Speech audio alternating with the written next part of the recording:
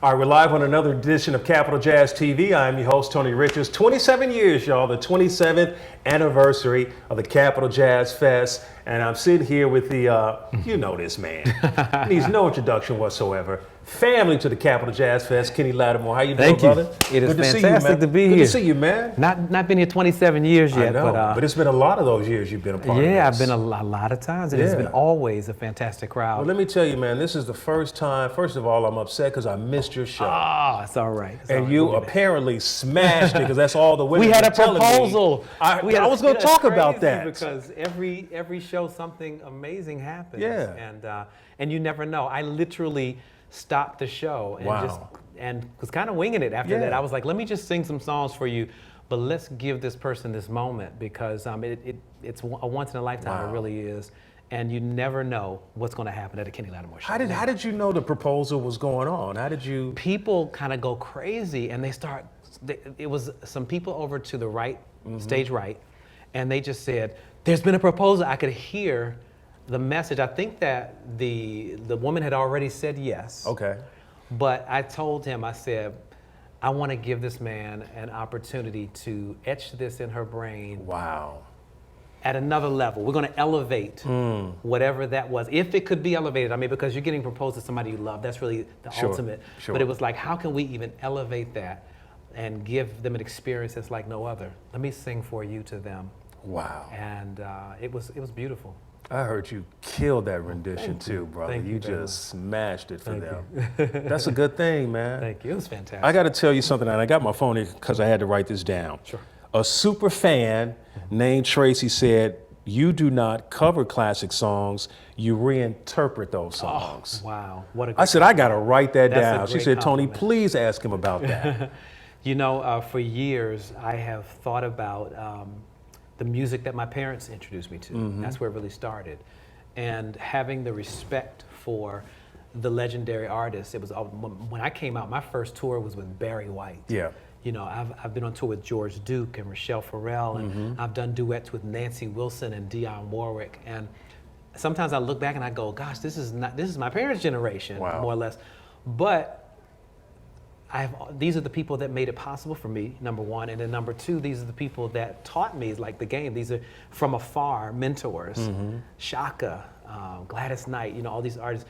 And Aretha Franklin, God rest her soul. I got a chance to work with everyone just about that my mom ever played or introduced me to, which is phenomenal. And just thinking about that, Stevie Wonder, gosh.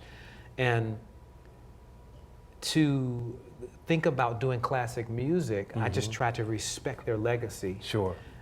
Sometimes you can modernize a song, you can.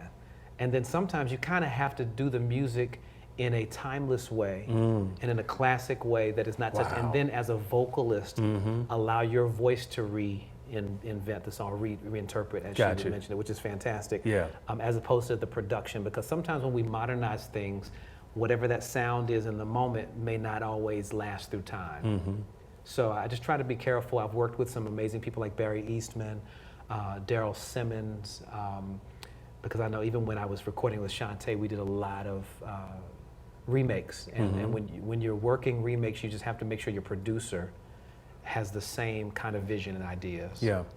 And you did everybody on stage. I heard you did Frank Sinatra, Nat King Cole, and Luther. And Luther, I always do Luther. And then at the end, somebody was going, Reasons from Earth and Fire. So I closed the show with Reasons, everybody. Wow. But what was interesting was I did Reasons on the Cap Jazz Cruise as a special, I don't know what you call it, guest night, when you go up and kind of go off the cuff and you just go, I'm just going to cover something.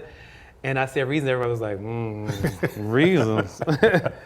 And but I was able to hit some of Philip Bailey's famous high notes. Yeah, because Philip really can go. And but the people went nuts. So every time I'm at a show now, it's like people from the Cap Jazz Cruise are sometimes in the audience, and they will scream out Reasons. And I'm like, wait a minute, I haven't recorded that yet. But it's quite an honor, though. That is a serious honor because Philip Bailey and Earth, Wind & Fire, Maurice White, I mean, who was not influenced by them? Man, this is going to sound crazy, but we've all heard the song Luther, Wait for Love. We've heard that song forever, ever, ever in a day. I just read the lyrics of that song today because those ladies were talking so much about your performance. Oh. Man, when you read those lyrics, I'm like, that is a serious song. That's a serious song, yeah. It's funny because I always say in the show, I go through the couple of love songs. Yeah, yeah. And I say, maybe you're not booed up. Yeah. And you want to get some advice about this thing. And yes, wait sir. For love. You're going to get it. You're going to find it. Being positive about it. A lot of times it's about preparing yourself for a relationship. I have a friend of mine that always goes, you know what, you're really, really good talking about relationships. And a lot of times, because of my public divorce, people would think, oh no, he's not going to really be about relationships anymore. But even my public divorce taught me probably more because I understand why love lasts and why it doesn't. And a lot of it is about being committed to the same commitment. Okay. And having the same ideas about what you're striving for. Sometimes you can get into a relationship and you're just not on the same page in the beginning and don't realize it because you haven't really talked through what your commitment or idea of commitment is. Sure. So I love doing that song because it's still that hope song for those that really want to be in a relationship. And speaking of that, I know you're being very transparent these days with the recent edition of Unsung. Yeah, that was a great opportunity, very cathartic. Yeah. Man, it was tough. I did 2 days. I was going to ask you, how tough interviews. was that? It was really tough because I know that people wanted to know more about, again, the divorce and what was happening. And my ex-wife had been very public about some stories. That's the only way I could put it because it wasn't truth. It was just some stories. I think it was sensationalism for things that allowed her to be promoted on another level, which is generally fine, except that I found out when the world found out. Yeah. So that one didn't feel so great. But what I did love most about the Unsung when we were taping is that when all was said and done and the show was edited and placed together, it still carried my spirit and it carried my thoughts in terms of what I wanted the world to feel. Sure. I did not ever want anybody to feel like I had to go on television to bash somebody or vindicate myself. That was a word that came up quite a bit. Do you want to vindicate yourself? And I was like, vindicate? I know who I am. I don't need to vindicate myself with anybody. And I don't have anything to prove. Yeah.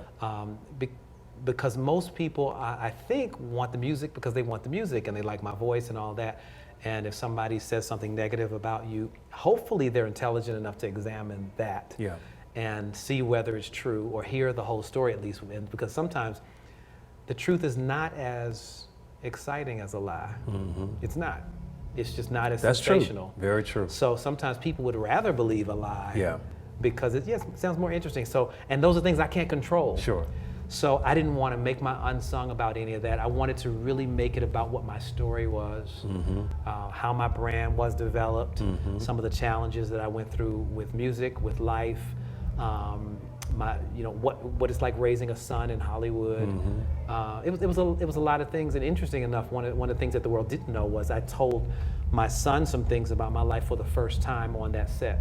Wow. He had never heard me speak about some of the past things that had happened to me that I was revealing. So it was just a great moment all the way around, and how, again, it was interpreted and put out to the world. I think it was very positive. So the bottom line is, are you happy about it? Is your spirit at rest now? My spirit is at rest. I'm very happy about it. It really set the stage, I think, for some other great things that are going to come. Oh yeah.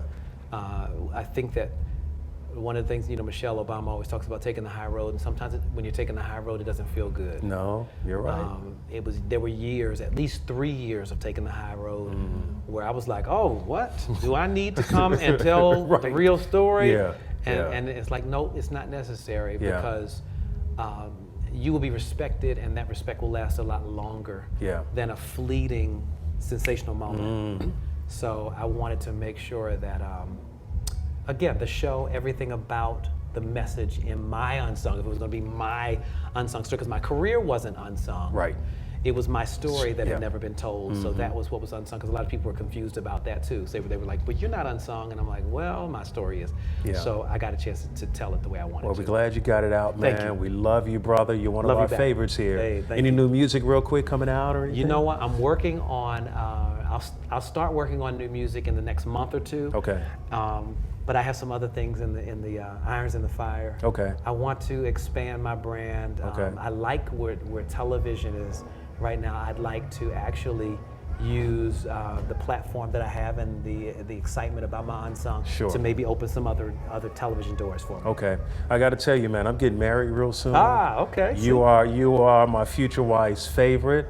So me and you got to talk, so brother. we got to talk. Okay. And that's a bet there. Yes, sir. My man. Congratulations. All right. Thank you so much, All brother. right. Always good to see you, man. Likewise. Come back and see us again, brother. You're always welcome, man. Absolutely. Okay, everybody. I'm Tony Richards, and of course, this is the man, Kenny Lattimore.